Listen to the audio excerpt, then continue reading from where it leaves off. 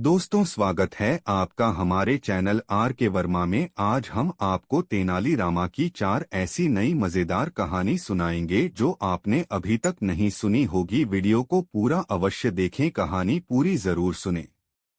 एक बहुभाषी और तेनालीराम बहुत मजेदार कहानी। महाराज कृष्णदेव राय विद्वत्ता प्रेमी थे। स्वयं स्वाध्याय करते और स्वाध्यायियों की सराहना भी करते। उनके दरबार में प्रायः विभिन्न राज्यों के विद्वान आते और अपनी विद्वत्ता का प्रदर्शन कर उनसे उपहार आदि प्राप्त करते। विद्वानों को समात करते समय महाराज को आंतरिक प्रसन्नता होती। एक बार महाराज कृष्णदेव राय के दरबार में एक ऐसा भाषाविद पहुंचा जो भाषा के विकास पर विशेष अध्ययन कर चुका था तथा स्वयं 6-7 भाषाएं मातृभाषा की तरह बोल सकता था। उसने महाराज के सम्मुख उपस्थित होकर कहा, महाराज, मैं इस देश में बोली जाने वाली प्रायः समस्त बोलियों और भाषाओं का ज्ञाता है और अनेक भाषाओं पर मेरा मातृभाषा की तरह अधिकार है। आपको मेरी बातों पर विश्वास हो जाए, इसके लिए आपके सामने मैं यही बातें विभिन्न भाषाओं में दोहराता है। पहले तमिल में और वह फर्टीदार तमिल में वही बातें बोलने लगा। सभी सभासद चमत्कृत से उसे देखने लगे। अब तेलुगु, और तेलुगु में भी वह बड़ी सहजता से बोल गया वही बातें। सभासदों को उसके इस भाषा ज्ञान पर घोर विस्मय हुआ। महाराज भी उस विद्वान के भाषा ज्ञान पर चकित थे और वह बोले जा रहा था। कभी कन्नड़, कभी उड़िया, कभी मराठी तो कभी गुजराती। महाराज ने स्वीकार कर लिया कि इस विद्वान के पास अद्भुत सामर्थ्य है। सभासद उसकी सराहना के लिए तालियां बजाने लगे। इसके बाद उस विद्वान ने महाराज से कहा, महाराज, अब आपके सभासद इस देश के किसी भी क्षेत्र में बोली जाने वाली किसी भी बोली में, किसी भी भाषा में बात कर सकते हैं। मैं उनकी बातों का जवाब उनके द्वारा बोली गई भाषा में ही दूंगा। महाराज ने सभासदों को विद्वान से बातें करने का संकेत कर दिया। इसके बाद तो सभा में रह रहकर विभिन्न बोलियों में उस विद्वान से बातें होती रहीं और वह सभासदों द्वारा बोली जाने वाली भाषा में ही जवाब देता। महाराज, तेनालीराम और सभासद सभी उस विद्वान के इस गुण की सराहना कर रहे थे। सभा भवन में एक भिन्न किस्म का माहौल था। इसी सराहना और उल्लास के स्वरों के बीच उस विद्वान ने सभासदों की ओर देखते हुए महाराज से कहा, महाराज, अब मेरी एक चुनौती है सभा भवन में उपस्थित किसी भी सभासद को या सभी सभासदों को कि इनमें से कोई भी यदि मेरी मातृभाषा बता दे तब मैं उसको एक भी स्वर्ण मुद्राएं दे दूंगा। यदि कोई भी ऐसा न कर सके तब आप मुझे एक भी स्वर्ण मुद्राएं देकर विदा करेंगे। सभासदों के बीच सन्नाटा छा गया। महाराज भी मुश्किल में थे। वे भी नहीं समझ पाए कि यह विद्वान आखिर कहाँ का रहने वाला हो सकता है और कौन सी भाषा इसकी मातृभाषा हो सकती है। उन्होंने तेनालीराम की ओर देखा। तेनालीराम भी शांत था। उसके चेहरे पर कोई भाव नहीं था। उस विद्वान ने सभी के ऊपर भरपूर अष्टि डाली और बोला, महाराज, मैं सभी की सुविधा के लिए बारी बारी से विभिन्न भाषाओं में बोल रहा है ताकि यह अनुमान लगाना आसान हो जाए कि मेरी मूल मातृभाषा कौन सी है। उस विद्वान के बोल लेने के बाद सभा भवन में ऐसा सन्नाटा छा गया कि मानो वहां कोई हो ही नहीं। महाराज ने फिर तेनालीराम की ओर देखा। तेनालीराम ने महाराज से कहा, महाराज, मैं इस विद्वान की मातृभाषा बता दूंगा मगर इन्हें एक दिन के लिए नहीं, एक रात के लिए मेरा अतिथि बनकर रहना होगा। महाराज ने कहा, क्यों तेनालीराम, अभी ही क्यों नहीं बताते? बस यूं ही महाराज। मेरी इच्छा है कि मां सरस्वती के इस वरद पुत्रा की सेवा का अवसर मुझे प्राप्त हो, तेनालीराम ने कहा। विद्वान व्यक्ति सम्मान का भूखा होता है। सम्मान मिलने से उसके अहंकार को संतुष्टि मिलती है। इस विद्वान को तेनालीराम का प्रस्ताव पसंद आया। उसने महाराज से कहा, महाराज, मैं यह आतिथ्य ग्रहण करने के लिए तत्पर हूँ, लेकिन शर्त है कि यदि ये मेरी मातृभाषा नहीं बता पाए तो इन्हें एक भी स्वर्ण मुद्राएं मुझे इन सभी सभासदों के समक्ष ही देनी पड़ेगी। तेनालीराम ने कहा, महाराज, मुझे इन जैसे विद्वान के साहचर्य और सान्निध्य के लिए इनकी यह शर्त स्वीकार है। फिर तेनालीराम उस विद्वान के साथ अपने घर आ गया। उस दिन की सभा विसर्जित हो गई। तेनालीराम के घर पर उत्सव जैसा माहौल था। उसके सगे संबंधी, इष्टमित्र सभी बुलाए गए थे। शाम ढल चुकी थी। तेनालीराम के द्वार पर कई मशाल जलाकर प्रकाश किया गया था। तेनालीराम ने अपने पड़ोसियों को भी सूचित किया था कि उसके घर एक ऐसा विद्वान आया हुआ है जिससे वे चाहे जिस बोलिया भाषा में बात करें वह उन्हें उसी बोली में उत्तर देगा। देर रात तक तेनालीराम के दरवाजे पर लोगों का मजमा लगा रहा। विद्वान जब थककर चूर हो चुका तब तेनालीराम ने लोगों को विदा किया। उसने विद्वान को खूब मीठे पकवान खिलाए जिसके कारण विद्वान को नींद आने लगी। तेनालीराम ने उसके सोने की व्यवस्था अलग कमरे में कराई। जब विद्वान सो गया तब तेनालीराम ने एक सेवक को एक बर्तन में गर्म पानी दिया और कहा, तुम जाओ और जाकर उस सोए हुए अतिथि के एक पांव पर यह गर्म पानी उड़ेल आओ। इसके बाद जो कुछ भी होगा उससे मैं निपट लूंगा।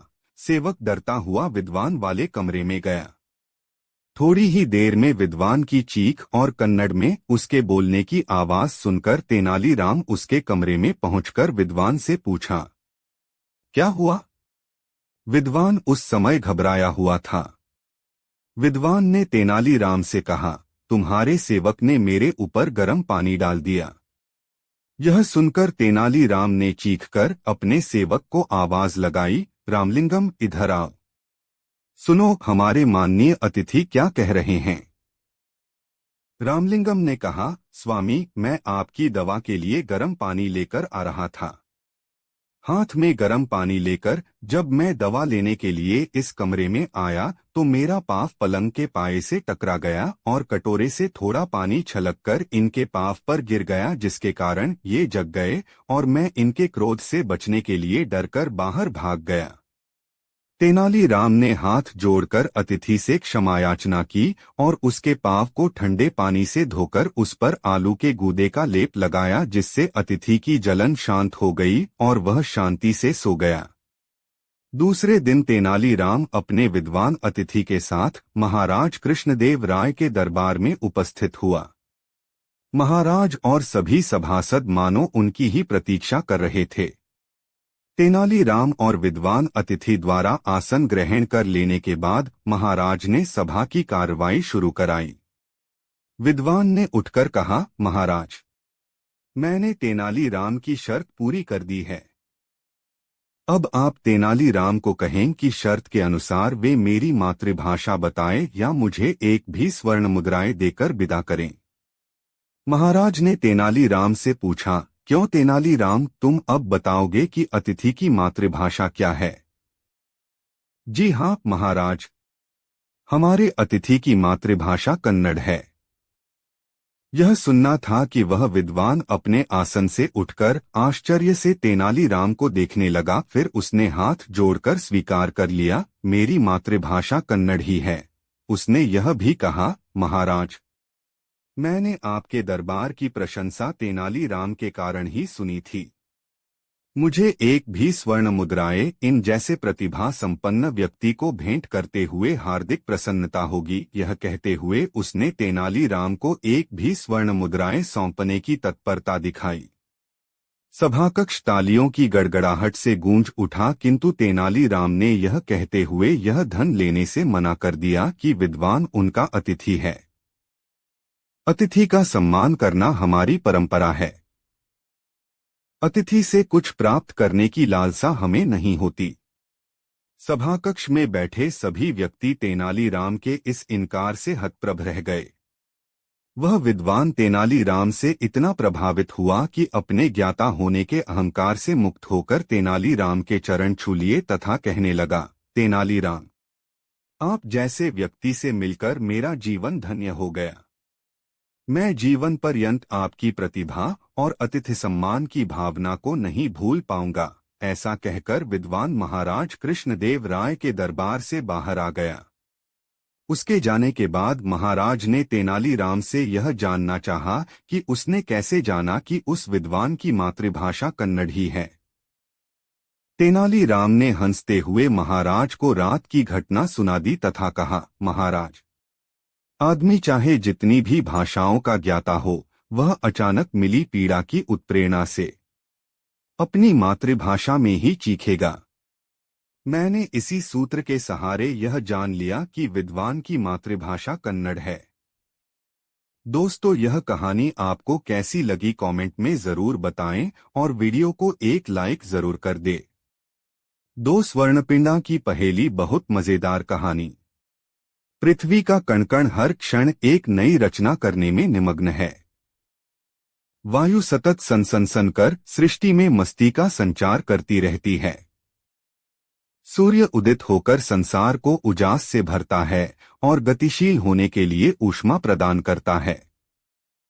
नदियां कलकल छल छल के निनाद के साथ बहती हुई जिधर से निकलती हैं, उधर धरती में बीज अंकुरित करने की शक्ति भरती जाती हैं। इनमें से कोई अपने कार्य का न तो मूल्य मांगता है और न कभी किसी से किसी तरह की बाधा या अड़चने आने की बात कहकर थोड़ा विश्राम करने की इच्छा व्यक्त करता है। कार्यों की निरंतरता ही जीवन की सफलता की कुंजी है। महाराज कृष्णदेव राय अपने सभासदों के साथ बैठे हुए थे। दरबार लगा हुआ था। तेनालीराम अपने आसन के पास खड़ा होकर बोल रहा था। उसकी बातें समाप्त होते ही कृष्णदेव राय ने अपने आसन से उठकर तालियां बजाई और तेनालीराम को गले से लगा लिया। उस समय दरबार में जीवन में सफल होने के उपाय विषय पर संभाषण हो रहा था। कई दरबारी आए और बोले। बड़ी बड़ी शास्त्रीय बातें होती रहीं। अंतिम वक्ता के रूप में तेनालीराम ने बहुत कम शब्दों में अपनी बातें दरबार में रखीं और महाराज ने उसे विजेता घोषित कर दिया। विजयनगर के दरबार में इससे पहले भी ऐसे कई अवसर आ चुके थे जब तेनालीराम की बुद्धि की सराहना महाराज ने मुक्तकंठ से की थी। दरबारियों में तेनालीराम की मेधा की चर्चा होने लगी थी, मगर कुछ सभासदों का विचार था कि तेनालीराम में कोई पांडित्य नहीं है, बल्कि वह एक सामान्य सा इंसान है। इसलिए वे उसकी प्रशंसा करने के स्थान पर अवसर विशेष पर आलोचना करने लगते थे। मीनमेख निकालते हुए तेनालीराम की विशेषताओं को स्वीकार करने के स्थान पर उसमें दोष निकालते।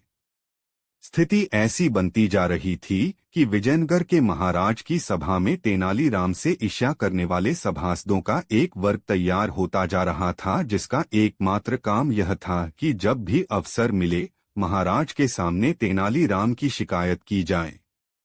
अपने विरुद्ध ईर्ष्यावश हो रहे इस तरह के कार्यों का ज्ञान तेनालीराम को था, किंतु वह इसे सहज मानवीय प्रवृत्ति के रूप में लेता था तथा किसी भी सभासद के विरोधी आचरण पर उत्तेजित नहीं होता था। एक बार विजयनगर के महामंत्री के घर पर पौत्रा जन्मने के अवसर पर एक भोज का आयोजन हुआ। वर्षों की प्रतीक्षा और मन्नतों के बाद अपने पौत्र के जन्म से महामंत्री की खुशियों का ठिकाना नहीं था। उन्होंने भोज का इतना भव्य आयोजन किया था कि उसकी तुलना विजयनगर में हुए किसी भी अन्य भोज से नहीं की जा सकती। रसोई तैयार करने के लिए विभिन्न पड़ोसी राज्यों से विशिष्ट रसोइये बुलाए गए थे। उनके बनाए व्यंजनों की सुगंध से महामंत्री के आवास से दूर दूर तक का वातावरण महमहा उठा। इस भोज में महामंत्री ने महाराज कृष्णदेव राय और विजयनगर के सभी सभासदों को भी आमंत्रित किया था। भोजन करने के बाद महाराज ने महामंत्री से पौत्र का मुंह दिखाने को कहा। महाराज के साथ सभी सभासद नवजात शिशु को देखने के लिए महल के अंतःकक्ष में गए। बच्चा एक सुंदर से खटोले पर रखा गया था। 6 दिनों की वय का शिशु प्रायः सोया रहता है। महाराज जब शिशु के पालने के पास गए तब उन्होंने महामंत्री से कहा, महामंत्री जी, इस बात का ध्यान रखा जाए कि बालक की नींद में कोई व्यवधान न पड़े। नवजात शिशु जितनी चैन की नींद सोएगा, उसका शारीरिक एवं मानसिक विकास उतने ही अच्छे ढंग से होगा। पास खड़े एक अन्य सभासद ने महाराज की हाँ में हाँ मिलाते हुए कहा, जी हाँ महामंत्री जी। ऐसे भी शिशु की नींद में दो ही कारणों से व्यवधान उत्पन्न होता है। पहला यह कि शिशु को भूख लगती है और दूसरा यह कि वह बिस्तर गीला करता है। यदि आपकी बहू सतर्क रहे, शिशु को समय पर दूध पिलाती रहे और बिस्तर गीला होते ही उसके अधोवस्त्रा बदल दे तो शिशु की नींद में कोई अड़चन नहीं आएगी। महामंत्री इन लोगों की बातें मुस्कुराते हुए सुनते रहे। इसी बीच वहां तेनालीराम पहुंचा और पालने पर झुककर बच्चे को देखने लगा। पालने में सोया शिशु कुनमुनाया, फिर जगकर अपने हाथ पैर उछालने लगा। उसे देखकर तेनालीराम ने महामंत्री से कहा, यह बालक तेजस्वी है और आगे चलकर यह अपनी तेजस्विता से नए कीर्तिमान स्थापित करेगा। इसकी कीर्ति की गंध दूर दूर तक फैलेगी। महामंत्री ने एक मुग्धष्टि उस शिशु पर डाली और फिर महाराज एवं सभासदों को विदा करने के लिए उनके साथ द्वार तक आए। महाराज और सभासद जब राजभवन की ओर चलने को उद्यत हुए तभी एक सभासद ने व्यंग्यात्मक स्वर में महाराज से कहा, देखा महाराज, तेनालीराम किस तरह महामंत्री को प्रभावित कर रहा था। आप ही सोचिए महाराज कि भला एक नवजात को देखकर यह कैसे कहा जा सकता है कि वह भविष्य में क्या करेगा। तेनालीराम ने तो महामंत्री जी के पौत्रा को ऐसा तेजस्वी बता दिया जिसकी कीर्ति की गंज दूर दूर तक सुनी जाएगी। महाराज के कान खड़े हो गए इस सभासद की बात सुनकर। महाराज भी सोचने लगे कि जरूर तेनालीराम ने महामंत्री को खुश करने के लिए यह बात कही है। तो क्या तेनालीराम महामंत्री के साथ सौंठगांठ कर किसी कारनामे को अंजाम देने के चक्कर में है? क्या तेनालीराम कुछ ऐसा कर सकता है जिससे विजयनगर की सत्ता पर आंच आए? महाराज के मन में तरह तरह की आशंकाएं पैदा होने लगीं। जरा सी बात पर महाराज के मन में उत्पन्न हुई इस आशंका ने महाराज को बेचैन कर दिया। ठीक ही कहा गया है कि सत्ता का स्वभाव संदेह करना भी है। महाराज ने मन ही मन तय कर लिया कि जब तक वे तेनालीराम की आंतरिक भावनाओं को समझ नहीं लेते तब तक चैन से नहीं बैठेंगे और न ही तेनालीराम पर विश्वास ही करेंगे। प्रकट रूप से महाराज ने अपना व्यवहार पूर्ववत रखा।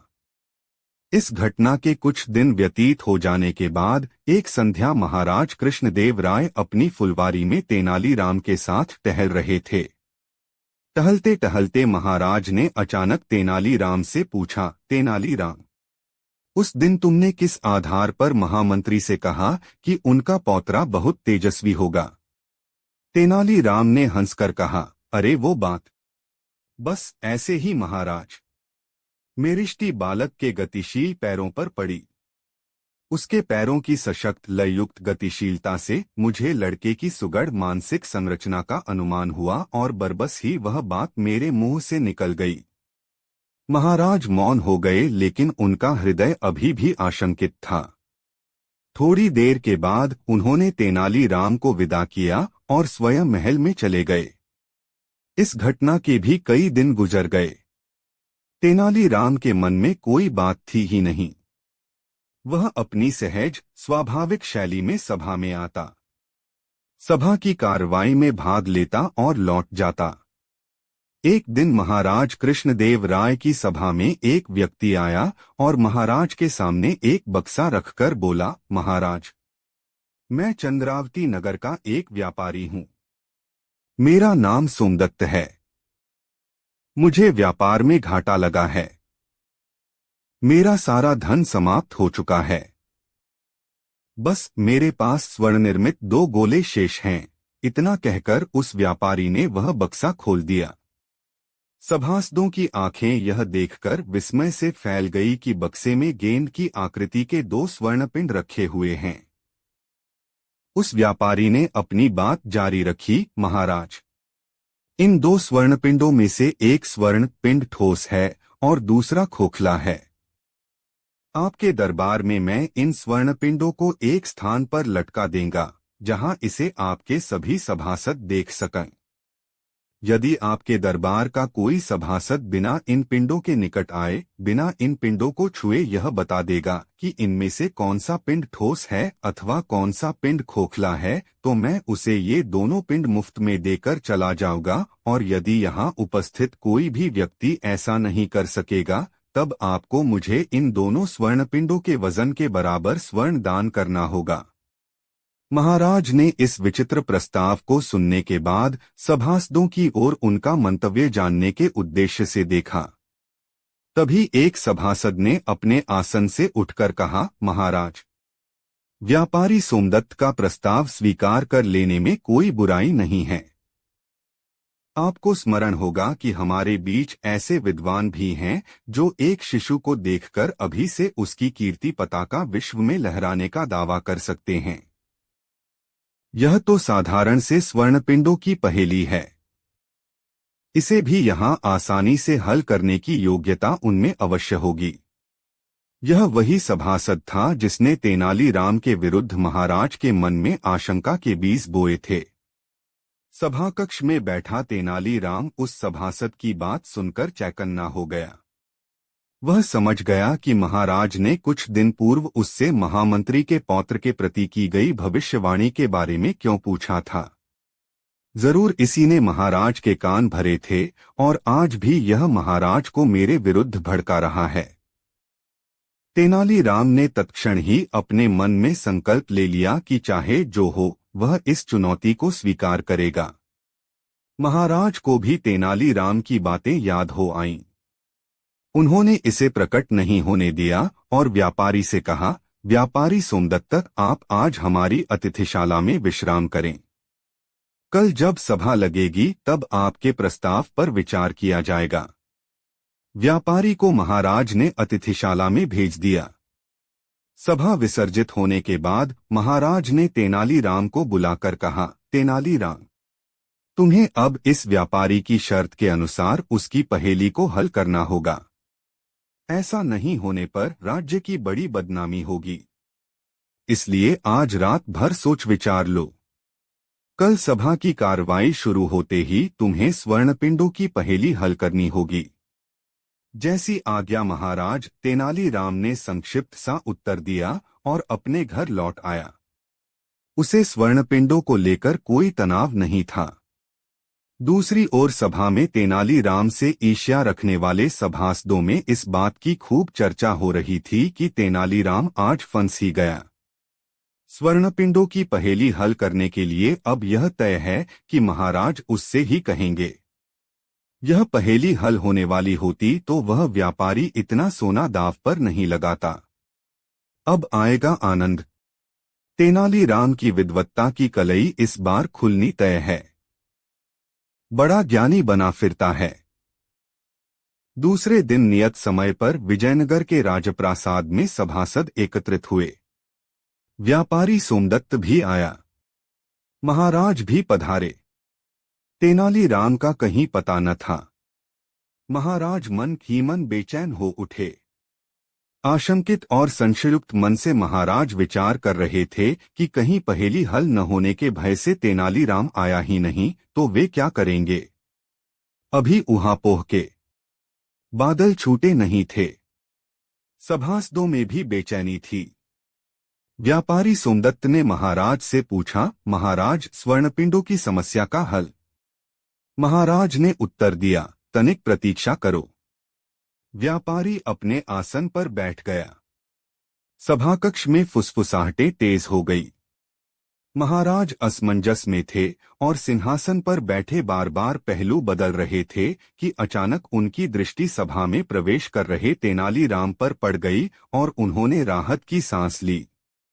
जब तेनालीराम अपनी जगह पर बैठ गया तो महाराज ने व्यापारी सोमदत्त से कहा, सोमदत्त, अब तुम अपनी समस्या सभासदों के बीच रखो। सोमदत्त ने पुनः दोनों स्वर्णपिंडों के बारे में अपनी बातें सभा में दोहरा दी। महाराज ने सभा में घोषणा की, इस समस्या के समाधान के लिए यदि कोई सभासद स्वयं आगे आना चाहता हो तो आए, अन्यथा इस समस्या का समाधान तेजस्वी तेनालीराम करेंगे। महाराज ने तेनालीराम के नाम के साथ तेजस्वी विशेषण जानबूझकर जोड़ा था। एक भी सभासद समस्या के समाधान के लिए नहीं आया। तब महाराज ने तेनालीराम से कहा, तेनालीराम, आगे आओ और व्यापारी सोमदत्त द्वारा बताई गई समस्या को हल करो। महाराज, व्यापारी सोमदत्त से कहें कि वे स्वर्णपिंडों को अपनी इच्छा के अनुसार जहां चाहें लटका दें। मैं उनकी समस्या का समाधान करने के लिए प्रस्तुत हैं। महाराज ने सोमदत्त को स्वर्णपिंडों को कहीं लटकाने का निर्देश दिया। व्यापारी सोमदत्त ने उन स्वर्णपिंडों को महाराज और सभासदों के आसनों के मध्य के खुले स्थान में दीवार पर 2 कीलें ठोककर अलगनी जैसी संरचना एक रस्सी के सहारे तैयार कर ली तथा उस अलगनी में उसने दोनों स्वर्णपिंडों, जिनके सिरों पर सोने का ही चेन लगा था, को लटका दिया और तेनालीराम की ओर देखकर कहा, अब आपकी बारी है तेनालीराम जी। तेनालीराम ने अपने आसन से बिना हिले डुले कहा, महाराज, एक बार फिर सभासदों और व्यापारी से पूछ लें कि कोई भी सभासद चाहे तो व्यापारी के प्रश्न का उत्तर दे दे। व्यापारी चाहे तो अपना प्रस्ताव वापस ले ले। मैं सबको पुनर्विचार का एक अवसर देना चाहता हूं। तेनालीराम की बातें सुनकर सभासदों को लगा कि तेनालीराम स्वर्णपिंडों की पहेली हल करने में असमर्थ है और वह किसी तरह अपना पिंड छुड़ाना चाहता है। सभा में फुसफुसाहटें उभरीं और शांत हो गईं। व्यापारी ने घोषणा की, वह अपने प्रस्ताव की वापसी नहीं चाहता है। अंततः तेनालीराम ने अपने आसन पर बैठे बैठे ही ऊंचे स्वरों में कहा, महाराज, आपकी बाईं भुजा की ओर टंगा स्वर्णपिंड ठोस है और दाईं भुजा की ओर टंगा स्वर्णपिंड खोखला है। तेनालीराम का स्वर इतना तेज था कि उसे सभी सभासदों ने सुना। व्यापारी सोमदत्त के चेहरे पर हवाइयां उड़ने लगीं। फिर भी उसने तेनालीराम से कहा, यह दाएं बाएं कहने से समस्या का सही हल नहीं हो सकता। आप ठोस पिंड के पास पहुंचकर बताएं कि यह ठोस है। तेनालीराम तत्परता से अपने आसन से उठा और महाराज के बाईं तरफ के पिंड के पास पहुंचकर कहा, महाराज, यह स्वर्णपिंड ठोस है। क्यों व्यापारी सोमदत्त? तेनालीराम का हल सही है? महाराज कृष्णदेव राय ने पूछा। जी हाँ महाराज, ऐसा कहकर व्यापारी ने दोनों स्वर्णपिंड उतारे और उसे मंजूषा में रखकर महाराज को सौंप दिया। महाराज, अब इन स्वर्णपिंडों पर मेरा कोई अधिकार नहीं है। महाराज ने स्वर्णपिंडों वाली मंजूषा थामते हुए कहा, हाँ, अब इन स्वर्णपिंडों पर तेनालीराम का अधिकार है। व्यापारी सोमदत्त भारी कदमों से महाराज की सभा से चला गया और महाराज ने तेनालीराम को स्वर्णपिंडों वाली मंजूषा इटसेल्फ हुए कहा, यह तुम्हारी मेधा का पुरस्कार है। इसका उपयोग अपनी और स्वजन परिजनों की भलाई के लिए करना। सभा विसर्जित होने के पश्चात महाराज कृष्णदेव राय ने तेनालीराम से पूछा, तेनालीराम, तुमने पिंडों का रहस्य कैसे सुलझा लिया? दोनों पिंड बिल्कुल एक जैसे थे, फिर उन्हें हुए बिना तुमने कैसे जान लिया कि इनमें से ठोस कौन है और कौन सा पिंड खोखला है? तेनालीराम ने हंसते हुए कहा, इसमें कोई रहस्य सुलझाने जैसी बात नहीं है महाराज। खोखला पिंड हल्का होता है और ठोस पिंड भारी। पृथ्वी की गुरुत्वाकर्षण शक्ति हर वस्तु को अपनी ओर खींचती है। अलगनी पर चेन से लटकाए गए दोनों पिंडों को मैंने गंभीरता से देखा। ठोस पिंड को लटकाने वाले चेन में तनाव अधिक था तथा रस्सी के उस भाग में खिंचाव भी अधिक था जिस भाग में ठोस स्वर्णपिंड लटकाया गया था। इस खंधिचाव के कारण ठोस पिंड थोड़ा नीचे आ गया था। खोखला पिंड थोड़ा ऊपर था और उसे लटकाने वाली जंजीर में वैसा तनाव भी नहीं था जैसा कि ठोस पिंड लटकाने वाली जंजीर में था। उस दिन महाराज ने फिर तेनालीराम को अपने आलिंगन में ले लिया और बोले, तेनालीराम, तुम सचमुच बुद्धिमान हो। दोस्तों, ऐसी और कहानी सुनने के लिए हमारे चैनल को सब्सक्राइब जरूर कर ले। 399 का चक्कर बहुत मजेदार कहानी। एक दिन महाराज कृष्णदेव राय अपने दरबार में बैठे लोगों की फरियाद सुन रहे थे। उनके पास उस दिन एक विचित्र समस्या लेकर एक फरियादी आया। फरियादी ने अपनी समस्या महाराज के सामने इस प्रकार रखी। महाराज, मैं एक गरीब आदमी हैं। मेरे पास एक मकान है जिसमें 2 कमरे हैं। एक कमरे में मैं रहता हूं तथा दूसरे कमरे में एक किराएदार। मेरा किराएदार एक मोची है जो दिन भर बाजार में लोगों के जूतों की मरम्मत करता है और रात को घर आकर घंटों पूजा करता है। महाराज चकराए, अरे यह तो अच्छी बात है। तब तो मोची भला आदमी है। ऐसे आदमी से तुम्हें क्या परेशानी है? हाँ महाराज, वह भला आदमी है। मुझे समय पर किराया अदा करता है। किसी बात की कभी झिकझिक खिचखिच उसने मेरे साथ नहीं की है। रोज सुबह जगकर स्नान ध्यान करने के बाद ही वह अपने काम के लिए निकलता है। फरियादी ने कहा। तो फिर परेशानी क्या है? महाराज ने पूछा। महाराज, शाम को जब मोची पूजा करता है तब वह हाथ में ढोलक लेकर उसे पीटते हुए जोर जोर से भजन गाता है। उसके भजन गाने से भी मुझे कोई शिकायत नहीं है। शिकायत है उसकी ढोल से, जिसकी धमक से मैं घंटों परेशान रहता है और सो नहीं पाता। फरियादी ने कहा। महाराज को फरियादी की वास्तविक परेशानी का अनुमान लग गया। थोड़ी देर मौन रहने के बाद उन्होंने तेनालीराम से पूछा, क्यों तेनालीराम? इस फरियादी का दुख दर्द दूर करने का तो एकमात्र उपाय यही है कि इसका कमरा खाली करा दिया जाए। नहीं महाराज, तेनालीराम ने कहा, इस तरह के समाधान से तो मोची ही नहीं, फरियादी भी परेशान हो उठेगा। वह कैसे? महाराज ने पूछा। महाराज, फरियादी ने साफ साफ कहा है कि वह गरीब आदमी है। 2 कमरों के मकान का एक कमरा किराए पर देने से यह बात साफ हो जाती है कि उसे पैसों की जरूरत है, तभी वह एक कमरा मरा किराए पर देने के लिए विवश हुआ है।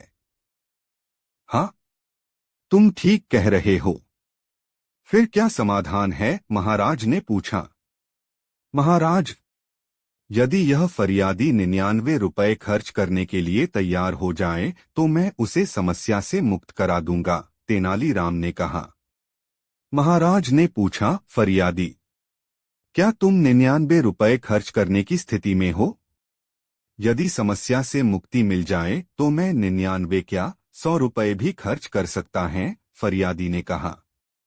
नहीं, केवल 99 रुपए। इस बार यह बात तेनालीराम ने कही। जी हाँ श्रीमान, मैं 99 रुपए खर्च कर सकता हूँ, फरियादी ने कहा। तो ठीक है, जाओ और 99 रुपए गिनकर एक मखमल की थैली में डाल दो। और जिस समय मोची कमरे में नहीं हो उस समय उसके कमरे में वह थैली डाल दो। ऐसा करने के 1 सप्ताह बाद आकर महाराज को उसके भजन का हाल बताना। अब जाओ और जाकर वही करो जो मैंने तुम्हें बताया है, तेनालीराम ने कहा। फरियादी महाराज के दरबार से बहुत आशंकित मन से लौटा। उसे विश्वास नहीं हो रहा था कि यह उसकी समस्या का कोई समाधान है। वह मन ही मन सोचता जा रहा था, आज के जमाने में गरीबों की कौन सुनता है कि राजा महाराजा सुनेंगे। खैर चलो, यहां आए तो 99 के चक्कर में पड़े। न आते तो अच्छा था। अपने घर पहुंचकर फरियादी ने मखमल की थैली में 99 रुपए गिनकर डाले और मोची के कमरे में फेंक आया। उसे इसका कोई परिणाम मिलने की आशा नहीं थी। दूसरी तरफ महाराज भी तेनालीराम की सलाह से सहमत नहीं थे। उन्होंने तेनालीराम से पूछा, तेनालीराम, तुमने उस फरियादी को 99 रुपए की थैली मोची के कमरे में फेंकने की सलाह तो दे दी, लेकिन इससे क्या होगा, मुझे बताओ। महाराज, इससे मोची 99 के चक्कर में पड़ जाएगा, तेनालीराम ने हंसते हुए कहा। 99 के चक्कर में? महाराज ने चैंक कर फिर पूछा। यह 99 का चक्कर क्या है? मुझे खुलकर बताओ। साफ साफ। महाराज, यह मोची किसी के पास काम नहीं करता। यह अपनी दुकान लगाता है। मतलब यह हुआ कि इस मोची में भी पैसे वाला बनने की लालसा है। अब जब उसे मखमल की थैली में 99 रुपए मिलेंगे तब वह उन्हें खर्च करने की कतई नहीं सोचेगा। वह सबसे पहले उस थैली में अपने 1 रुपए मिलाकर उन्हें 100 रुपए में बदलेगा। इसके बाद वह इन 100 रुपयों को 200 रुपयों में, 200 रुपयों को 500 रुपयों में, 500 रुपयों को 1000 रुपयों में बदलने के लिए लालायत हो उठेगा। महाराज, अब मोची को 99 के चक्कर से मुक्ति नहीं मिलने वाली, तेनालीराम ने विश्वासपूर्वक कहा। मगर तुम्हारी बात मान भी ले तो फरियादी की समस्या का हल कहाँ हुआ? तुमने तो मोची को 99 के चक्कर में डालने का इंतजाम भर किया है। महाराज की संशयुक्त वाणी फूटी। बस 7 दिन तक धैर्य रखें महाराज, तेनालीराम ने महाराज से अनुनयपूर्वक कहा। महाराज मौन हो गए, लेकिन उनके मन में तेनालीराम की इस विचित्र सलाह का परिणाम जानने की उत्सुकता बनी रही। ठीक 7वें दिन वह फरियादी दरबार में उपस्थित हुआ। उसके चेहरे पर प्रसन्नता के भाव थे। जैसे ही उसे अवसर मिला वह महाराज के सामने आया और मुस्कुराते हुए अपने दोनों हाथ जोड़ लिए। महाराज ने फरियादी से पूछा, क्या हाल है फरियादी? तुम्हारी समस्या बनी हुई है या? फरियादी ने तत्परता से उत्तर दिया, महाराज, अब कोई समस्या नहीं है। अरे, यह चमत्कार कैसे हुआ? महाराज ने विस्मय से पूछा। महाराज, जिस दिन मैंने मोची के कमरे में थैली फेंकी, उस रात मोची ने थोड़ी देर तक भजन गाया। उसके दूसरे दिन भी थोड़ी देर तक भजन गाया, लेकिन उसके बाद से वह रोज रात को जूते गांठने के काम में लगा रहता है। बाजार से लौटने के बाद भगवान के सामने दीप जलाकर प्रणाम करता है और अपने काम में लग जाता है। महाराज, मुझे अब उससे कोई शिकायत नहीं है। मैं रोज रात को चैन की नींद सोता है। महाराज ने देखा, तेनालीराम मंद मंद मुस्कुरा रहा था। दोस्तों, यह कहानी आपको कैसी लगी कमेंट में जरूर बताएं और वीडियो को एक लाइक जरूर कर दे। 4 सप्तद्वीप नवखंड नई मजेदार कहानी। विजयनगर महाराज कृष्णदेव राय का साम्राज्य। धन धान्य से परिपूर्ण इस राज्य की समृद्धि की चर्चा दूर दूर तक होने लगी। विजयनगर के वैभव ने पड़ोसी राजाओं को चकित कर रखा था। सभी जानना चाहते थे कि विजयनगर की समृद्धि और वैभव का रहस्य क्या है। विजयनगर के पास ही सप्तद्वीप नवखंड नाम का एक वैभवशाली राज्य था। मान्यता थी कि प्राचीन काल में विजयनगर के पार्श्व से एक वेगवती नदी गुजरती थी, जिसके बीच में जगह जगह पर पाषाणखंड उभरे हुए थे। कालांतर में नदी का पानी कम होने लगा और ये पाषाणखंड द्वीपों के रूप में प्रकट होने लगे। एक समय ऐसा भी आया जब यह नदी सूख गई और वहां निर्जन स्थल प्रकट हो गया। नदी के सूखते सूखते प्रकट हुए द्वीपों की संख्या 7 थी, इसलिए उस निर्जन स्थान को सप्तद्वीप के नाम से संबोधित किया जाने लगा। नदी के सूखने या लुप्त हो जाने के बाद प्रकट हुई धरती को नवखंड की संज्ञा दी गई। इस प्रकार इस निर्जन स्थल को सप्तद्वीप नवखंड कहा जाने लगा। सप्तद्वीप नवखंड एक ऐसा स्थान था जहां चट्टानें अधिक थीं। इसलिए खेती पर निर्भर मनुष्यों को यह निर्जन स्थल अपनी ओर आकर्षित नहीं कर पाता था, किंतु नदी के विलुप्त होने के कारण प्रकट हुई धरती में अद्भुत उर्वरा शक्ति थी। कुछ ही वर्षों में सप्तद्वीप नवखंड की धरती हरियाली से ढक गई। विभिन्न प्रकार की वनस्पतियां वहां उग आई थीं। शीघ्रता से बढ़ने वाले पौधों ने जल्दी ही पेड़ का रूप ले लिया। वनस्पतियों में फूल और फल लगने लगे। पेड़ों पर चिड़ियों ने पनाह लेना आरंभ कर दिया। यह इस नवखंड की वह अवस्था थी जब उधर से गुजरने वाले यात्रियों को यह निर्जन वनस्थल अपनी प्राकृतिक संपदा की ओर आकर्षित करने लगा। धीरे धीरे वहां लोग आकर बसने लगे। सप्तद्वीप नवखंड नाम से प्रसिद्ध यह स्थल अब मनुष्यों के रहने योग्य बनाया जाने लगा। चट्टानें तरासी गईं। समतल भूमि पर बिछे घास फूस की जगह धान की हरियाली छाने लगी। गेहूं, मक्का, ज्वार, बाजरा जैसे मानवोपयोगी अनाज उगाए जाने लगे। झाड़ झंखाड़ के स्थान पर फलदार वृक्षों के पौधे लगाए जाने लगे। इस तरह सप्तद्वीप नवखंड की धरती अपने प्राकृतिक ऐश्वर्य से ओतप्रोत हो गई। वहां बसने वाले लोग किसी एक प्रांत के नहीं थे। विभिन्न प्रांतों से आकर बसे लोगों के साथ कोई वंशावली नहीं थी, कोई वंशवृक्ष नहीं था। वे सबके सब अपना अतीत छोड़ आए थे, वंशबंधु से दूर थे। इसलिए इस सप्तद्वीप नवखंड में एक मिश्रित संस्कृति का अभ्युदय हुआ। परस्पर सहयोग की संस्कृति, साहचर्य की संस्कृति, समुच्चय प्राप्त करने के लिए सतत कर्मशील रहने की संस्कृति। जहां एक दूसरे की गति प्रगति का ध्यान रखने वाले लोग बसते हों, वहां वैभव स्वयं प्रकट होता है। ऐसा ही हुआ सप्तद्वीप नवखंड में। वहां फल फूल और अनाज का प्रचुर उत्पादन होने लगा। सप्तद्वीप नवखंड से फल सब्जियां और अनाज पड़ोसी राज्यों के लोग खरीदकर ले जाने लगे। इस तरह सप्तद्वीप खंड में व्यापारिक संरचना भी तैयार होने लगी। परस्पर सहयोग पर निर्भर वहां के निवासियों ने अपने लिए एक शासन प्रणाली भी विकसित कर ली। इस तरह सप्तद्वीप नवखंड ने एक राज्य का रूप अख्तियार कर लिया। चूंकि विजयनगर के पास ही बसा हुआ था, यह सप्तद्वीप नवखंड इसलिए वहां की व्यापार प्रणाली और शासन प्रणाली दोनों पर विजयनगर का प्रभाव था। विजयनगर के शिल्पियों द्वारा निर्मित विविध सामग्री सप्तद्वीप नवखंड को भेजी जाती और बदले में वहां से साग सब्जी, फल और अनाज विजयनगर के लिए आता। महाराज कृष्णदेव राय के पूर्वजों के समय से ही यह विनिमय परंपरागत चल रही थी। महाराज कृष्णदेव राय के समय में सप्तद्वीप नवखंड लोक समर्थित महाराज थे विचित्र भानु। महाराज विचित्र भानु में ऐश्वर्य की लिप्सा अधिक थी। उन्होंने अपने राज्य की सीमाओं को सुरक्षित करने के लिए सैन्य दल का गठन किया।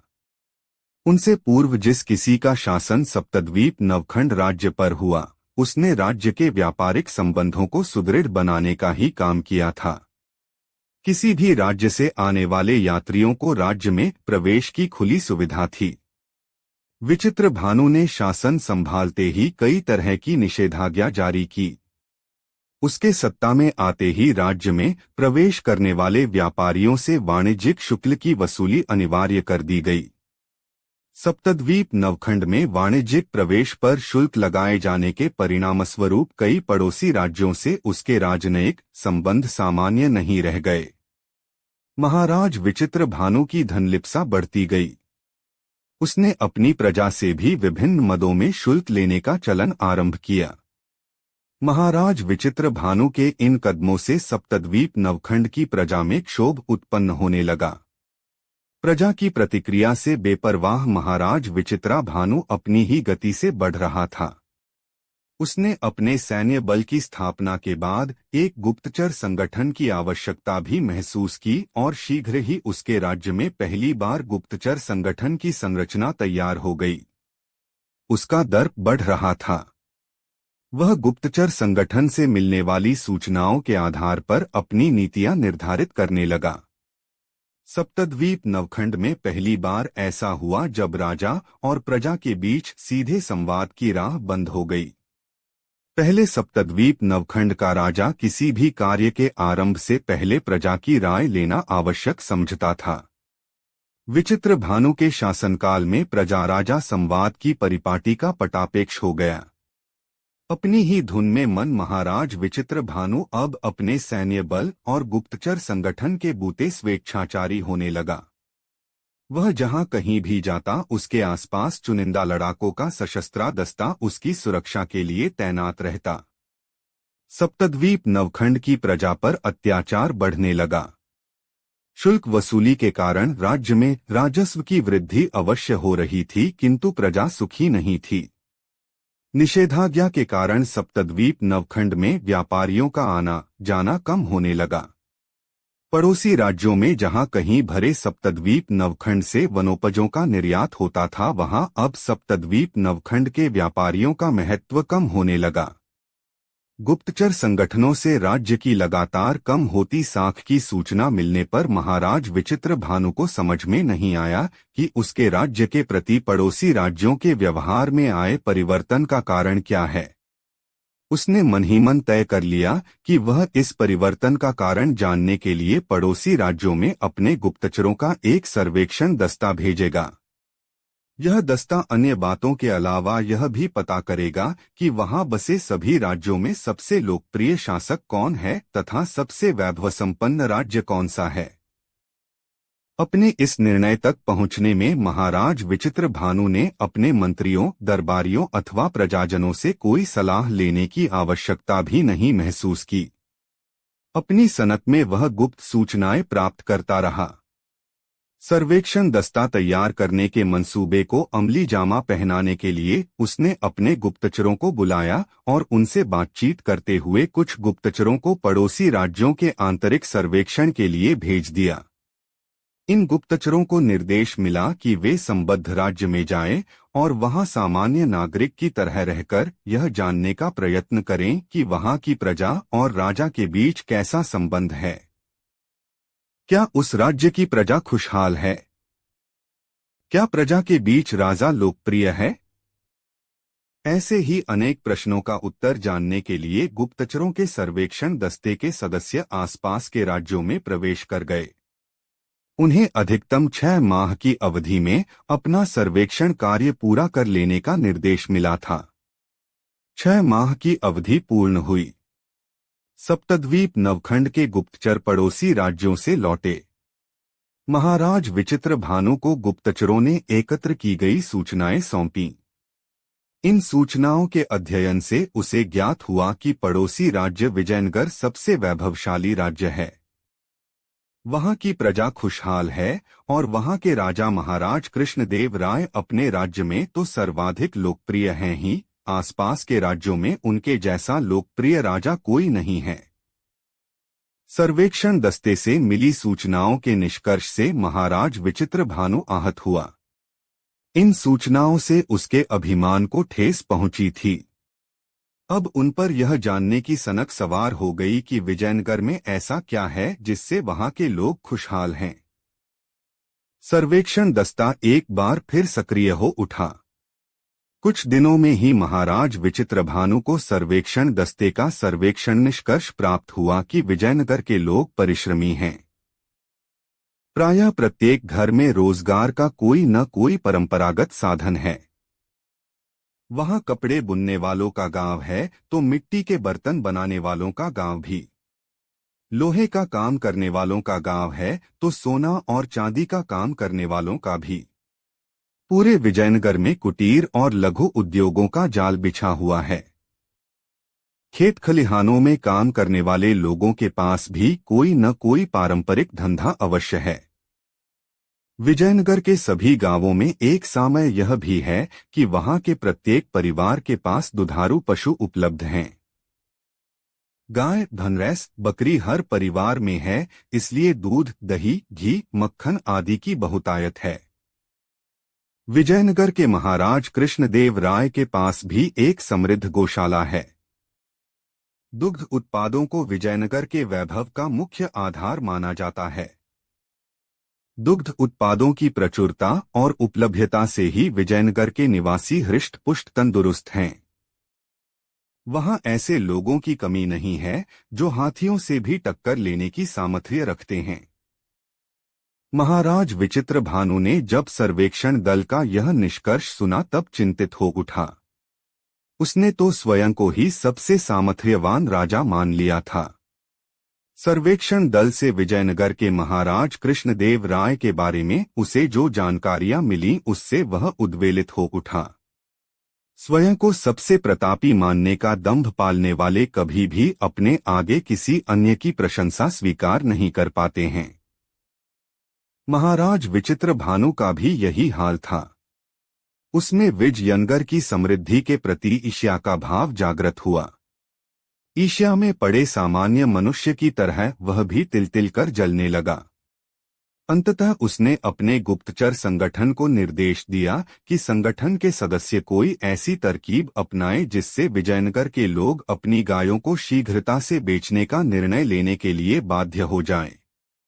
और इस प्रकार सप्तद्वीप नवखंड का गुप्तचर संगठन पड़ोसी राज्य विजयनगर में सक्रिय हो गया। एक दिन महाराज कृष्णदेव राय अपने दरबार में बैठे हुए थे।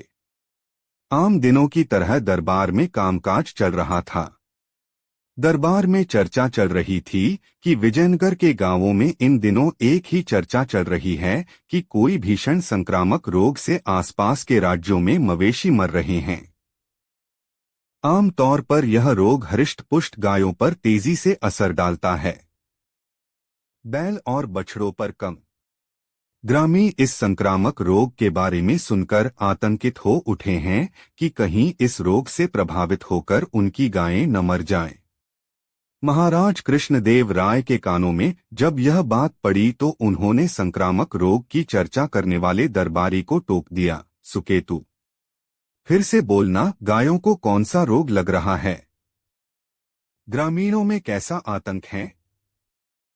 महाराज कृष्णदेव राय में अपनी प्रजा के प्रति संवेदनशीलता थी, इसलिए प्रजा से जुड़ी छोटी से छोटी बात पर वे ध्यान देते थे। उनके टोकते ही उनका दरबारी सुकेतु अपने स्थान से उठा और बोला, महाराज, मेरे गांव के लोग डरे हुए हैं कि उनकी गायों को कोई छूत का रोग नहीं लग जाए। पूरे गांव में इन दिनों इस बात की चर्चा हो रही है कि एक रोग बहुत तेजी से फैल रहा है। इस रोग के प्रभाव में आने के बाद गाय तुरंत मर जाती है, और जिस गांव में इस रोग से एक गाय मरती है तो फिर उस गांव में ताबड़तोड़ गायों के मरने का सिलसिला आरंभ हो जाता है। यह विचित्र रोग आम तौर पर पूर्ण स्वस्थ गायों पर ही अपना प्रभाव तेजी से डालता है। तो तुम यह कहना चाहते हो कि तुम्हारे गांव में गायों की महामारी फैल गई है? महाराज कृष्णदेव राय ने पूछा। जी हाँ महाराज, सुकेतु ने उत्तर दिया। महाराज ने इशारा करके सुकेतु को बैठ जाने का संकेत किया। सुकेतु अपने आसन पर बैठ गया। इसके तुरंत बाद एक अन्य दरबारी ने कहा, महाराज, इस तरह की चर्चा मेरे गांव में भी हो रही है। पुनः कुछ अन्य दरबारियों ने भी समान सूचना महाराज को दी। उस समय दरबार में तेनालीराम भी उपस्थित था। दरबार में हो रही चर्चाओं से महाराज कृष्णदेव राय चिंतित हो उठे। महाराज के चेहरे पर चिंता की रेखाएं देखकर तेनालीराम सक्रिय हुआ। अपने आसन से उठकर उसने सभासदों से पूछा, क्यों भाइयों, आप में से और किसी ने गायों की महामारी के बारे में सुना है? कई स्वर उभरे, मैंने।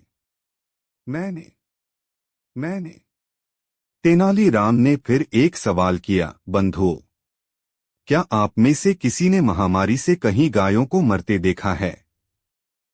दरबार में सन्नाटा छा गया। किसी ने तेनालीराम के इस प्रश्न का सकारात्मक उत्तर नहीं दिया। तेनालीराम की मुखमुद्रा गंभीर हो गई। उस दिन दरबार के समापन तक महाराज और तेनालीराम दोनों गंभीर बने रहे।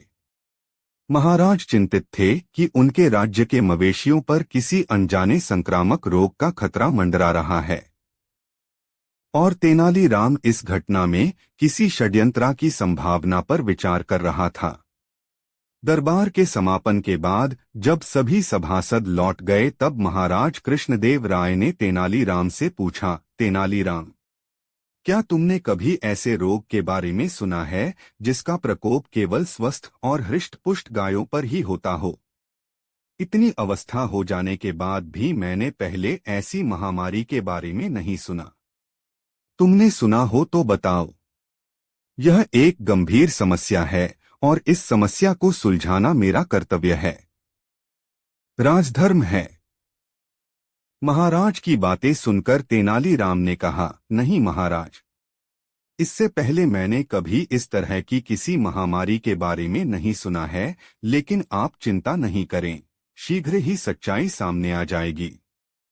यदि कोई रोग है तो उसका निदान राजवैद्य निकाल ही लेंगे और हम हाथ पर हाथ धरे तब तक बैठे रहें। महाराज कृष्णदेव राय ने कुपित स्वर में पूछा।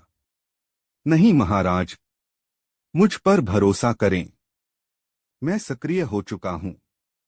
तभी मैंने निवेदन किया है कि शीघ्र ही सच्चाई सामने आ जाएगी। अभी मैं इससे अधिक कुछ भी कहने की स्थिति में नहीं हूं। तेनालीराम ने विनम्रता के साथ महाराज कृष्णदेव राय से कहा। तेनालीराम का उत्तर सुनकर महाराज मौन हो गए। वह उनसे आज्ञा लेकर अपने घर वापस आ गया। वह चिंतित था। पता नहीं क्यों उसका दिमाग यह स्वीकार नहीं कर पा रहा था कि कोई ऐसा रोग भी होता है जो केवल स्वस्थ गायों को अपनी चपेट में लेकर पलों में उसे मार डालता है। ऐसा तो सर्पदंश में भी नहीं होता। दूसरे दिन महाराज कृष्णदेव राय का दरबार लगा हुआ था। सभी सभासद अपने आसनों पर विराजमान थे। महाराज कुछ विलंब से आए। दरबार में चर्चा चल रही थी कि विजयनगर के कुछ गांवों में मवेशियों के व्यापारी घूम रहे हैं और ग्रामीण बहुत कम मूल्य लेकर उनसे गायें बेच रहे हैं। महाराज कृष्णदेव राय तक जब यह बात पहुंची तब उन्होंने पश्चात्ताप की मुद्रा में कहा, अब यही होना था। विवश से महाराज कृष्णदेव राय ने तेनालीराम के आसन की ओर देखा। आसन रिक्त था। तेनालीराम दरबार में उपस्थित नहीं था। महाराज को एक कचोटसी हुई। वे इस समय तेनालीराम की आवश्यकता तीव्रता से महसूस कर रहे थे। दरबार में कामकाज चल रहा था। महाराज कृष्णदेव राय बार बार तेनालीराम के आसन की ओर देख रहे थे। आसन रिक्त था। उस दिन दरबार के समापन तक तेनालीराम नहीं आया। दूसरे दिन दरबार में तेनालीराम सशस्त्र बल के जवानों के साथ दरबार में उपस्थित हुआ। सशस्त्र बल के जवानों ने 5 अजनबियों को रस्सियों में जकड़कर महाराज के सामने प्रस्तुत किया। महाराज कृष्णदेव राय को जब कुछ भी समझ में नहीं आया तब पूछा, यह सब क्या है तेनालीराम? तेनालीराम ने उत्तर दिया, महाराज, यह सब एक बड़े षड्यंत्र का छोटा सा हिस्सा है। कृपया इन गिरफ्तार लोगों को कारागार में डालने का आदेश दें। इन लोगों पर आरोप है कि ये भोले भाले ग्रामीणों को झांसा देकर उनकी गायें बहुत कम मूल्य पर खरीद रहे थे। इस काम में एक बड़ा गिरोह काम कर रहा है। ये लोग उसी गिरोह के सदस्य हो सकते हैं। थोड़ी देर की चुप्पी के बाद तेनालीराम ने कहा, महाराज, शेष बातें न्यायिक प्रक्रिया के समय हो जाएंगी। इन लोगों को कारागार में डालने का निर्देश दें। इनसे बरामद हुई गायों को राज्य की गौशाला में रखने की व्यवस्था करा दें। भविष्य में गायें इन बदमाशों के अपराध का साक्ष्य बनेंगी। इन गायों के वास्तविक स्वामियों का नाम, पता आदि सुरक्षा अधिकारी की पंजी में है। शेष बातें मैं बाद में करूंगा। अभी मुझे कुछ विशेष कार्य करने हैं जो राज्यहित में परम आवश्यक है, इसलिए मुझे अनुमति दें। महाराज कृष्णदेव राय कोई प्रतिक्रिया व्यक्त कर पाते उससे पूर्व ही तेनालीराम मुड़कर तेजी से दरबार के बाहर चला गया। दरबार में थोड़ी देर तक सन्नाटा छाया रहा। रस्सी में बंधे लोगों के आर्त स्वरों से यह सन्नाटा टूटा, महाराज, दुहाई हो महाराज, दुहाई। महाराज कृष्णदेव राय ने पूछा, क्या कहना चाहते हो? महाराज, हम लोग पड़ोसी राज्य के सप्तद्वीप नवखंड के मवेशी व्यापारी हैं। आपके राज्य में आकर हम पहली बार मवेशी खरीद रहे थे कि हमें गिरफ्तार कर लिया गया। महाराज, हमने कोई अपराध नहीं किया है। हम ग्रामीणों द्वारा बताए गए मूल्य पर ही उनसे उनकी गायें खरीद रहे थे कि हमें पकड़ लिया गया और हमसे खरीदी गई गायें छीन ली गईं। महाराज, न्याय करें। महाराज कुछ कहते कि महामंत्री ने अपने आसन से उठकर प्रश्न किया, तुम सप्तद्वीप नवखंड के मवेशी व्यापारी हमारे राज्य में मवेशियों के व्यापार के लिए कैसे आ गए? तुम्हारे राज्य में तो व्यापारियों के प्रवेश पर शुल्क लिया जाता है, फिर दूसरे राज्यों के समान सुविधा तुम निःशुल्क कैसे प्राप्त कर सकते हो? महाशय, आपके राज्य में विधिसम्मत दृष्टि से किसी भी तरह के प्रवेश शुल्क का निर्धारण नहीं हुआ है। यदि होता तो हम वह वैधानिक शुल्क अवश्य चुकाते। महाराज कृष्णदेव राय को उस व्यक्ति का उत्तर किसी राज्य के सामान्य नागरिक का उत्तर नहीं लगा। उन्होंने महामंत्री को मौन हो जाने का संकेत किया और सुरक्षा अधिकारी को निर्देश दिया, गिरफ्तार लोगों को कारागार में डाल दिया जाए। तेनालीराम की उपस्थिति में ही उनके अपराध अथवा दंड के बारे में कोई चर्चा होगी। 3 दिनों के बाद महाराज कृष्णदेव राय के दरबार में एक विचित्र दृश्य देखने को मिला। भरे दरबार में 5 महिलाओं और 5 पुरुषों को सुरक्षाकर्मियों ने उपस्थित किया। इन सबके हाथ पीछे की ओर बंधे थे। महाराज के सामने उपस्थित होते ही ये लोग दुहाई दुहाई चिल्लाने लगे। महिलाएं विलाप करने लगीं। उनके बिलखने से पूरा दरबार हतप्रभ रह गया। महाराज कृष्णदेव राय के दरबार में इससे पहले कभी भी ऐसा दृश्य उपस्थित नहीं हुआ था। महाराज कुछ कहते या फिर दरबारियों से कोई प्रतिक्रिया उभरती, उससे पहले ही तेनालीराम ने दरबार में प्रवेश किया और अपने आसन पर बैठ गया। महाराज कृष्णदेव राय ने जब तेनालीराम की ओर देखा तो पाया कि वह किसी गहन चिंता में डूबा है। महाराज कृष्णदेव राय ने तेनालीराम को चिंता में डूबे देखकर पूछा, क्या बात है तेनालीराम? आज कुछ चिंतित मुद्रा में हो? 3 दिनों तक यहां आए ही नहीं, कोई सूचना भी नहीं दी।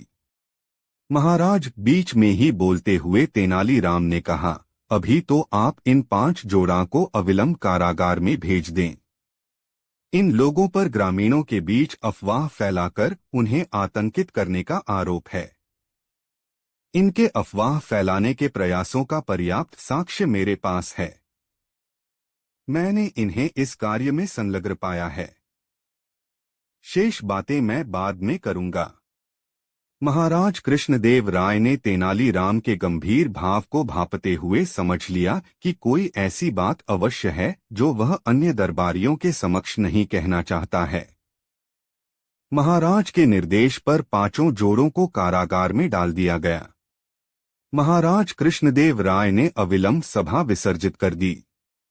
फिर तेनालीराम से कहा, अब कहो तेनालीराम, कहाँ रहे 3 दिन? क्या करते रहे और इतने गंभीर क्यों हो? महाराज, चिंता की बात है। विजयनगर में अराजकता फैलाने का प्रयास हो रहा है। अभी अभी जिन जोड़ों को कारागार में भेजा गया है वे सभी पड़ोसी राज्य सप्तद्वीप नवखंड के रहने वाले हैं। इससे पहले जो लोग मवेशियों की खरीद बिक्री के मामले में पकड़े गए थे वे लोग भी उसी राज्य के रहने वाले हैं। महाराज, मैंने जो सूचनाएं एकत्रित की हैं उनमें सबसे चिंता की बात यह है कि सप्तद्वीप नवखंड का राजा विचित्र भानु बहुत ही महत्वाकांक्षी है और अपनी धनलोलुपता के कारण उसने अपने राज्य में विविध शुल्कों का प्रावधान किया है जिससे उसकी प्रजा त्रस्त है। इसमें हमारे लिए यह सूचना सतर्क करने वाली है कि पड़ोसी राज्य सप्तद्वीप नवखंड में तेज गति से सशस्त्र सेना का विकास हो रहा है। विजयनगर के सीमांत क्षेत्रों में सप्त नवखंड के सैनिकों की गतिविधियां बढ़ रही हैं। ऐसा प्रतीत होता है कि सप्तद्वीप नवखंड के सैनिक किसी सामरिक तैयारी में हैं। इसलिए महाराज, मेरी सलाह है कि सेनापति को आप स्थितियों की सूचना दे दें और उन्हें निर्देश दे दें कि विजयनगर की सीमाओं पर सैन्य चौकसी बढ़ा दी जाए। महत्वाकांक्षी धन लोलुप विचित्र भानु कब हमारी सीमाओं का अतिक्रमण करने को उत्सुक हो जाए कहा नहीं जा सकता। यह सब कहते समय तेनालीराम के चेहरे पर अपूर्व गंभीरता छाई हुई थी। उसकी आंखों में ऐसे दूरदृष्टा भाव थे जिन्हें देखकर यह सोचा भी नहीं जा सकता था कि तेनालीराम विजयनगर के दरबार में एक विदूषक मात्र है जिसका काम महाराज कृष्णदेव राय को हंसाना है, समय समय पर दरबारियों को अपने चुटीले हास्य प्रयोगों से प्रफुल्लित करना है। महाराज कृष्णदेव राय अभी तक तेनालीराम की बातें गंभीरता से सुन रहे थे। उन्होंने अपनी चुप्पी तोड़ते हुए तेनालीराम से पूछा, तेनालीराम, आखिर तुम इस गंभीर निष्कर्ष पर कैसे पहुंचे? महाराज, तेनालीराम ने उत्तर दिया, मैंने अपने विश्वस्त अनुचरों को उस दिन ही सप्तद्वीप नवखंड भेज दिया था जिस दिन मवेशियों को कम मूल्य पर खरीदने के प्रयास में कुछ लोग पकड़े गए थे। मेरे विश्वस्त अनुचरों में प्रशिक्षित गुप्तचरों जैसी सामर्थ्य है। उन्होंने सप्तद्वीप नवखंड से सूचनाएं एकत्रित कीं। इन सूचनाओं से यह स्पष्ट हो गया कि विजयनगर में सप्तद्वीप नवखंड के भेदिए सक्रिय हैं। महाराज, आप एक कार्य और अविलंब करें कि जितने भी लोग मेरे अनुरोध पर कारागार में डाले गए हैं उनसे कड़ाई से पूछताछ कराएं। अभी कई महत्वपूर्ण तथ्य सामने आ जाएंगे। महाराज कृष्णदेव राय को तेनालीराम की यह सलाह पसंद आ गई। उन्होंने तेनालीराम से कहा, ठीक है तेनालीराम, अब कल बातें होंगी। तुम अब अपना कार्य करो और मैं अपना कार्य करूंगा। तेनालीराम महाराज कृष्णदेव राय का अभिवादन करके दरबार से लौट गया। महाराज कृष्णदेव राय से मिलने मध्य रात्रि में सुरक्षा अधिकारी और कारागार अधिकारी आए। गुप्त मंत्रणा कक्ष में बातें होती रहीं। कारागार अधिकारी और सुरक्षा अधिकारी को विदा करने के बाद महाराज कृष्णदेव राय ने सुरक्षा प्रहरी को एक अतिरिक्त घोड़े के साथ तेनालीराम के घर जाकर उन्हें यथाशीघ्र बुला लाने के लिए कहा। थोड़ी ही देर में सुरक्षा प्रहरी के साथ घोड़े पर सवार तेनालीराम वहां पहुंच गया। उन्हें अविलंब महाराज के गुप्त मंत्रणा कक्ष में प्रवेश मिल गया। महाराज कृष्णदेव राय अपने आसन पर विराजमान थे। उनकी आंखें लाल थीं। रात भर जगने की थकान के लक्षण उनके चेहरे पर विराजमान थे। तेनालीराम की ओर थकीष्टि डालते हुए उन्होंने उसे बैठने का संकेत किया।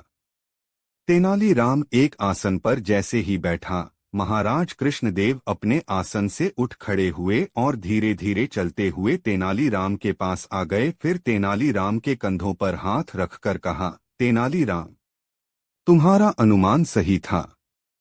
तुम्हारे द्वारा पकड़े गए लोग सप्तद्वीप नवखंड राज्य के गुप्तचर संगठन के सदस्य हैं। वे 5 जोड़े विजयनगर के गांवों में यह अफवाह फैला रहे थे कि पड़ोसी राज्यों में मवेशियों की महामारी फैली है और इस महामारी में स्वस्थ गायें ही मर रही हैं। इस अफवाह का उद्देश्य यह था कि लोग इस अफवाह से घबरा जाएं और कम कीमत में अपनी गायों को बेचने के लिए तैयार हो जाएं। मवेशी व्यापारियों का दल भी यहां सप्तद्वीप नवखंड के गुप्तचर संगठन ने ही भेजा था। तुम्हारी यह सूचना भी सही है कि विजयनगर के सीमा क्षेत्र में सप्तद्वीप नवखंड की सैन्य गतिविधियां चिंताजनक रूप से बढ़ गई हैं। अब मुझे परामर्श दो कि हमें क्या करना चाहिए। विजयनगर के है इतिहास में युद्ध का अस्तित्व नहीं है। हमारी प्रजा युयुत्सु नहीं है। हम शांतिप्रिय हैं, किंतु हम अपनी अस्मिता की रक्षा करना भी जानते हैं। महाराज कृष्णदेव राय की गंभीर और चिंताबोझिल वाणी ने तेनालीराम को उद्वेलित कर दिया। महाराज कृष्णदेव राय का इतना संतप्त स्वर उसने कभी नहीं सुना था। थोड़ी चुप्पी के बाद सहज स्वर में तेनालीराम ने कहा, महाराज, आप सप्तद्वीप नवखंड के महाराज विचित्र भानु को एक प्रतिवाद पत्र भेजें जिसमें कहा गया हो कि सप्तद्वीप नवखंड के ऐसे सभी गुप्तचर गिरफ्तार कर लिए गए हैं जो विजयनगर में अराजक गतिविधियों में संलग्न थे। इन लोगों पर कड़ी कार्रवाई होगी। यदि सप्तद्वीप नवखंड के गुप्तचरों की गतिविधियां नहीं रोकी गईं, तो हम विवश होकर अपनी सुरक्षा के लिए कोई भी कदम उठाने के लिए बाध्य होंगे। ऐसे में पड़ोसी राज्य होने की मर्यादा का ध्यान रखना हमारे लिए आवश्यक नहीं रह जाएगा। पत्रा में यह संदेश भी होना चाहिए कि विजयनगर के सीमांतकों पर चल रही सप्तद्वीप नवखंड के सैनिकों की गतिविधियां अविलंब रोकी जाए, अन्यथा हमें भी अपनी शक्ति और सामर्थ्य का प्रदर्शन करने के लिए बाध्य होना पड़ेगा। इस बातचीत के बाद तेनालीराम घर लौट आया। महाराज कृष्णदेव राय का पत्र जब सप्तद्वीप नवखंड के राजा महाराज विचित्रभानु के पास पहुंचा तब वह क्रोध से कांप उठा। उसे अपने बाहुबल और सैन्य संगठन पर बहुत घमंड था। क्रोधावेग में उसने विजयनगर के महाराज के पत्रवाहक दूत से कहा, जाओ महाराज कृष्णदेव राय को कहो कि हमारे गुप्तचरों को अविलंब कारागार से मुक्त कर दें, अन्यथा परिणाम भुगतने के लिए तैयार रहें। हम उन्हें 3 दिनों का समय दे रहे हैं। 3 दिनों में हमारे आदमी हम तक नहीं पहुंचे तो परिणाम इतना भयंकर होगा कि उसे विजयनगर की पीढ़ियां स्मरण करेंगी। दूत ने लौटकर महाराज कृष्णदेव राय को सारी बातें बताईं। गुप्तचरों को छोड़ने का कोई कारण नहीं था, किंतु यह महाराज कृष्णदेव राय के लिए अनिर्णय की भी घड़ी थी। विजयनगर पर युद्ध के काले अवसादकारी बादल मंडरा रहे थे। ऐसी घड़ी में तेनालीराम ने महाराज कृष्णदेव राय से कहा, महाराज, आप इस संशय में न पड़े कि विजयनगर के इतिहास में युद्ध कभी नहीं हुआ। जो कभी अतीत में नहीं हुआ वह भविष्य में नहीं होगा। ऐसा मानकर अनिर्णय में रहना उचित नहीं। संशय मुक्त होकर सीमा की रक्षा का निर्देश अपने सशस्त्र सैन्य बल को दें। 3 दिन बीते। विजयनगर की सीमा पर भीषण संग्राम मच गया। इस घनघोर युद्ध में सप्तद्वीप नवखंड के राजा विचित्रभानु को स्वयं महाराज कृष्णदेव राय ने पराजित कर बंदी बना लिया। युद्धोन्माद के थमने के बाद विजयनगर में एक विजयोत्सव का आयोजन हुआ। इस आयोजन में तेनालीराम एक त्रिपुंड्रधारी ब्राह्मण के वेश में उपस्थित हुआ। विजयोल्लास में विजयनगर की प्रजा भी शामिल थी। महाराजा कृष्णदेव राय ने सप्तद्वीप नवखंड के कैदी राजा विचित्रभानु को भी उचित स्थान दिया। यह समारोह सैन्य बलों के उत्साहवर्धन के लिए था, इसलिए आयोजन में सेना के जवानों द्वारा विविध सैन्य कलाओं का प्रदर्शन हुआ है। इस बीच ही एक पारदर्शी पात्र में पानी लेकर तेनालीराम मंच पर आया और बोला, बंधुओं, यह जलपात्रा विजयनगर है। विजयनगर के निवासी इसमें भरे पानी की तरह हैं, जिन्हें कोई भी खंडित नहीं कर सकता। पानी निकालो थोड़ा सा इस पात्रा से। देखो, इसमें कोई गड्ढा नहीं पड़ेगा, पानी समानता में बंटेगा और यह पड़ोसी राज्य सप्तद्वीप नवखंड हमारे लिए इस पुड़िया की तरह है। तेनालीराम ने अपना दूसरा हाथ ऊपर उठाकर लोगों को दिखाया। उसकी उंगलियों में एक पुड़िया दबी थी। तेनालीराम ने उस पुड़िया को पानी में डाल दिया। पात्र का पानी लाल हो उठा, लेकिन पुड़िया पानी में गल गई। लोग हंसने लगे। तेनालीराम ने फिर लोगों से पूछा, समझे कुछ? भीड़ से संवेद स्वर उभरा, मिट गया सप्तद्वीप नवखंड का अस्तित्व। तभी सप्तद्वीप नवखंड का महाराज विचित्रभानु अपने आसन से उठा और महाराज कृष्णदेव राय के सम्मुख घुटने के बल खड़ा होकर हाथ जोड़कर बोला, महाराज, मेरे अपराध क्षमा करें, और इसके बाद उसके गले से कोई बोल नहीं फूटा। महाराज कृष्णदेव राय ने विचित्रभानु का कंधा पकड़कर उठाया। उसी समय तेनालीराम ने कहा, और आरंभ हुआ नया सहअस्तित्व। विजयनगर की प्रजा की तालियों की अनुगूंज के बीच महाराज कृष्णदेव राय सप्तद्वीप नवखंड के राजा विचित्रभानु को क्षमा कर अपने गले से लगा रहे थे।